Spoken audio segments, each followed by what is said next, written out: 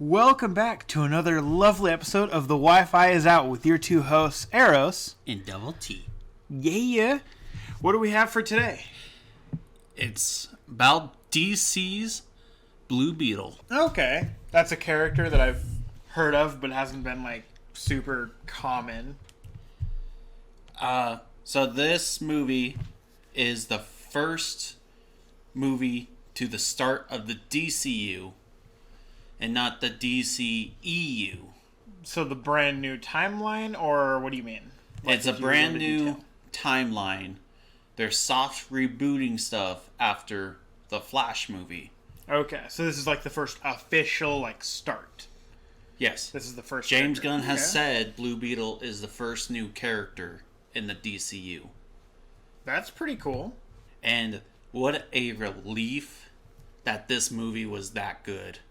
Was it actually good? It was actually good. You should go actually see it. On a scale from 1 to 10, 10 being the best movie I've ever seen, 1 being it's so bad, it's a really long Skittles commercial. How would you rate this movie? I would say it's a 7. A 7? Okay. But compared to DC, with what they've been doing with their 2 to 5 range, Dang. This is actually good. Okay, so I don't know much about Blue Beetle. I know that his power kind of works in a sense, kind of like Green Lantern, where it comes from space, it has to choose him, and it can theoretically do anything that his mind can imagine. But that is the extent of my knowledge, because from at least my familiarity with superheroes and my limited on DC, he's not super well known. So, good thing you mentioned Green Lantern, because these scarab beetles are supposed to be almost the complete opposite of the power rings. What do you mean? I don't understand. Where the power ring chooses somebody to protect, okay, the scarab beetle chooses somebody to take over the world. So the Blue Beetle's technically supposed to be evil. Mm-hmm. Then how the hell does that work? That's why when the world accepts I forget what they're called, but the Blue Beetle race, okay, Green Lanterns are no longer allowed on the planet. Oh, interesting. Okay, so they're sworn mortal enemies in a sense, or kind of? I would say, yeah. Okay. Equal power level, so there will be losses on both sides, so they each see it as a lose-lose situation, so they came to agreement. It's hey, look, if the planet accepts us, they accept us. That's it. Oh, okay, interesting. So then how does this start, I guess? You start and see a bunch of scarabs scatter across the universe, traveling. Okay. Then we focus on our blue scarab, and it gets shot with green energy. So okay, so that's already a hint at Green Lantern. I immediately, once I saw the green energy, I went, "Oh, is it a Green Lantern trying to destroy it?" Which is why it's probably not set to its function of taking over a host and taking over the world. Interesting. Okay, continue. It falls to Earth, and it spends time on Earth for thousands of years. We see somebody in Egypt using it. Then we get the main Blue Beetle guy using it. Then the other Blue Beetle can't use it, but keeps it secured in an orb. Okay. And then it falls into our Blue Beetle's hands. Okay, so the current character's hands. Which, I'm upset, because they turned the Blue Beetle into a Siri voice. What's it supposed to be? It's supposed to be it's still kind of robotic, but it's not supposed to, when you're flying, tell you take a right at the next turn kind of voice. Okay, counterpoint, devil's advocate here.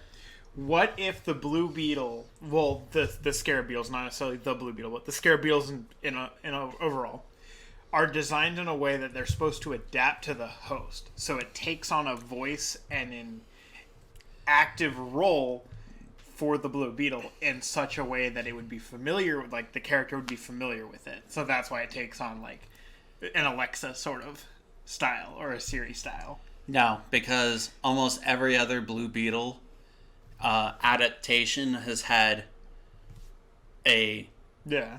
I'd say a significant voice.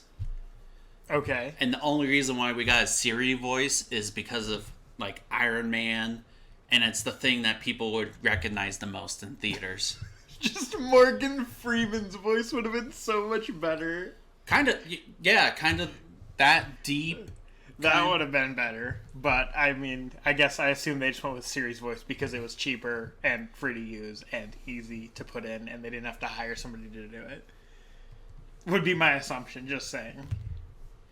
I really love how this movie shows us Jaime? I have no idea what you're trying to say. The Heimlich maneuver? No, it's his name. Okay. Jaime just graduated from college. And he's the Blue Beetle, correct? Yes. Just to verify, okay. So he graduated from college. And he goes back home and finds out everybody's in debt. They're about to lose their house.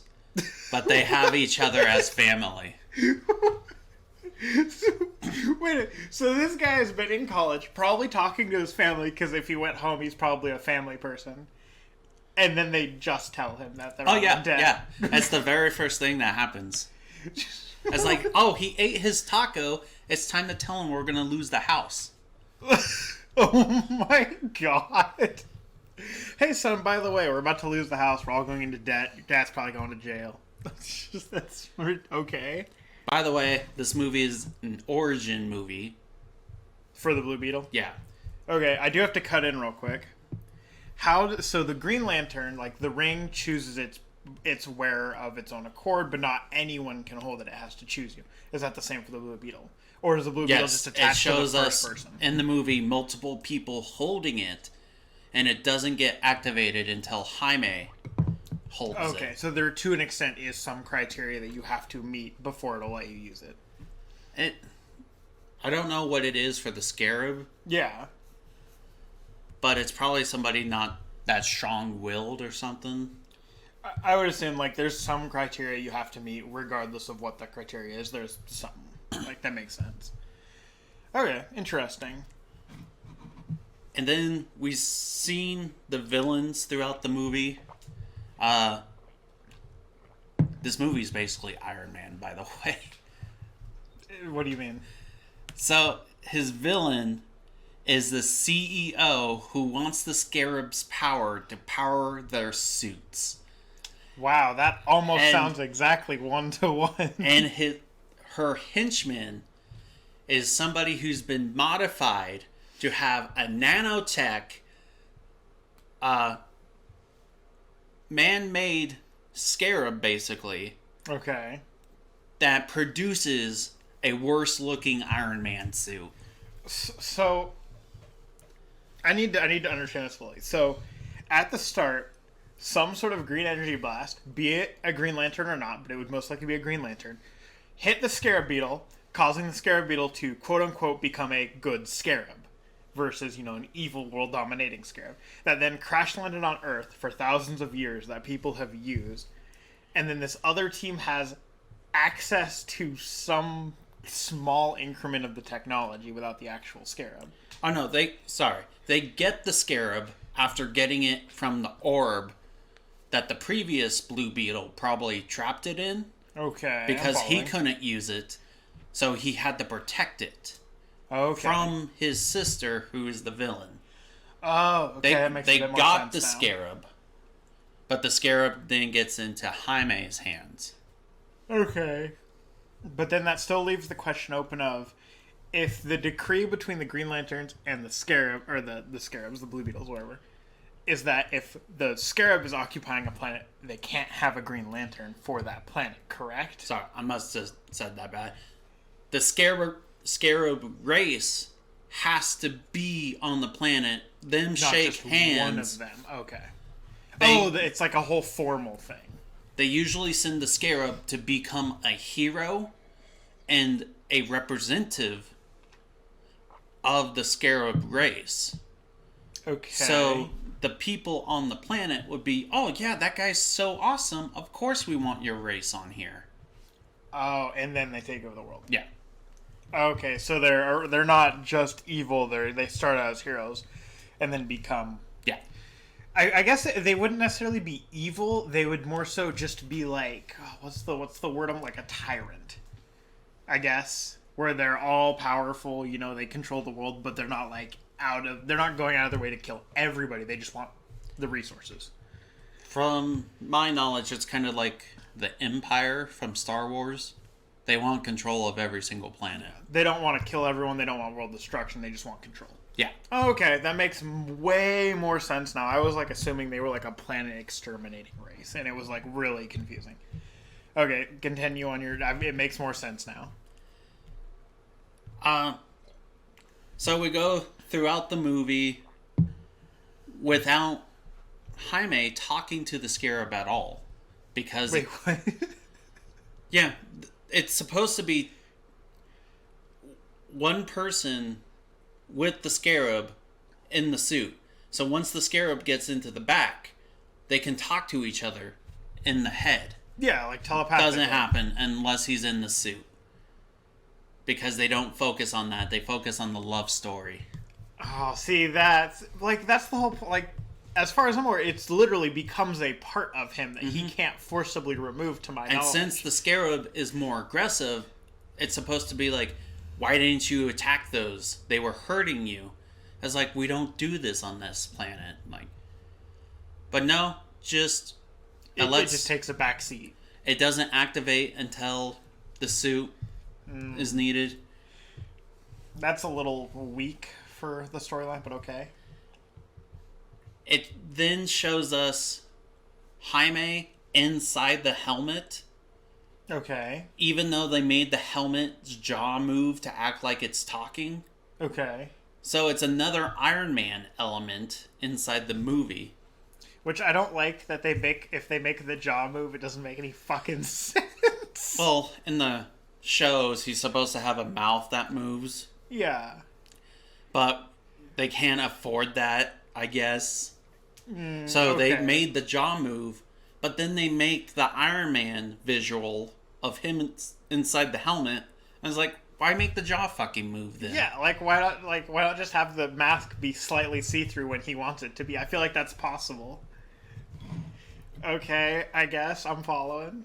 So, to me, that just makes it more Iron Man and not Blue Beetle, because Blue Beetle in the suit is the suit and Jaime together. Yeah. It's not Jaime in a suit that he just controls. Yeah, because I would assume to some extent the scarab has some control over what it does. Like, it's not like he has all control over it, I assume, to an extent. Like, if he were to do something... It goes back and forth a lot of the times. Yeah, because I don't know. I just feel like that's kind of how it would be, is like they both essentially... It's like it's two different entities occupying, quote-unquote, one body.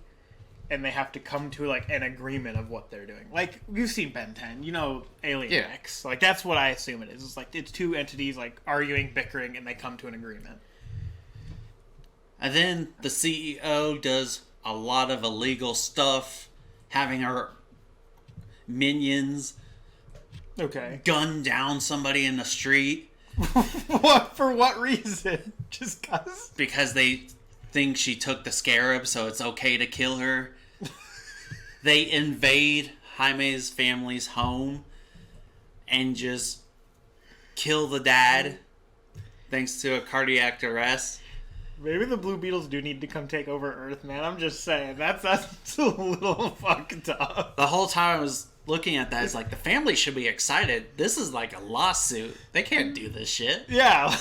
Like, this is billions of dollars. Oh my god.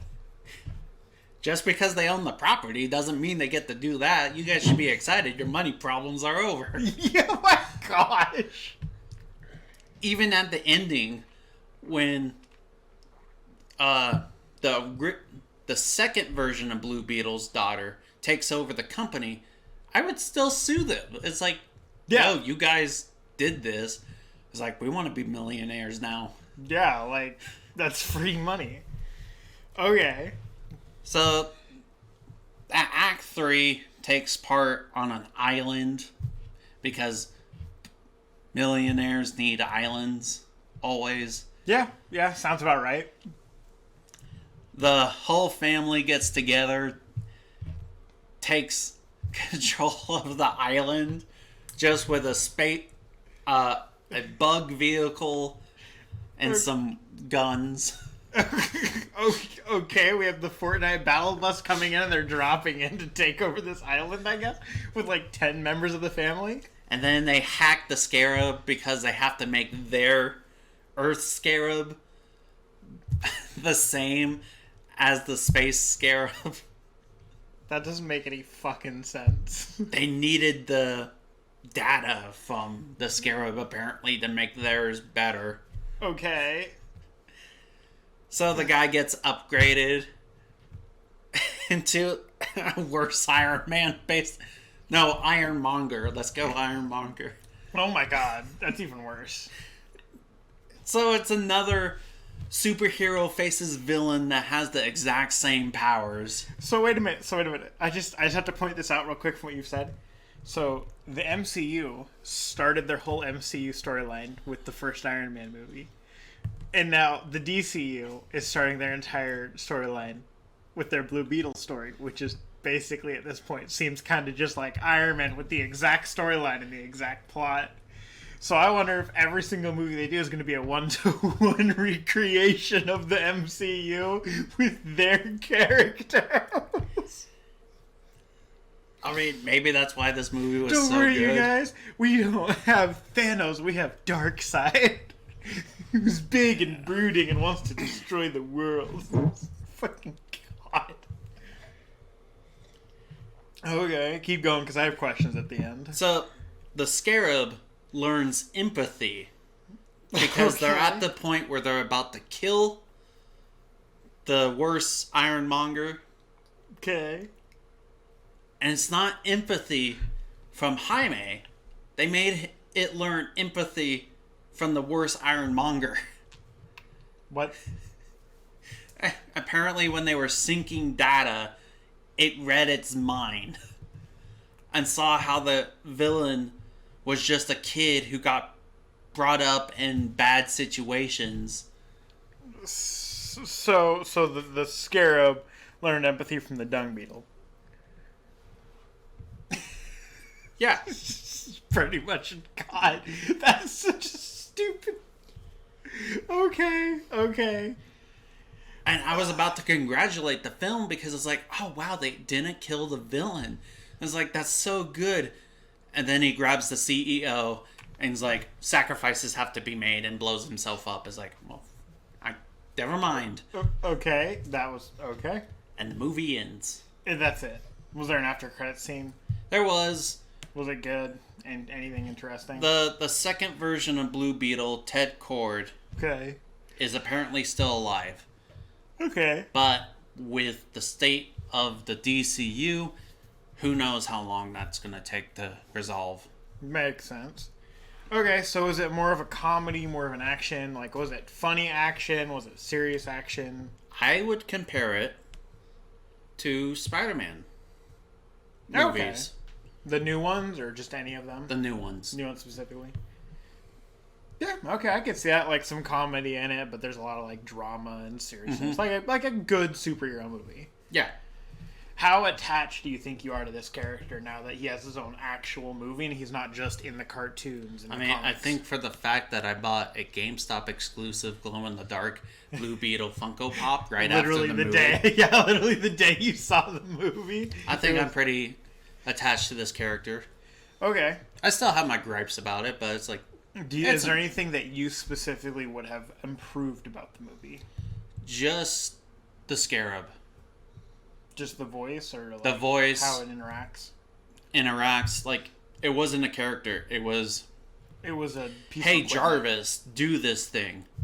When the Scarab is supposed to have control of the suit as well. Okay.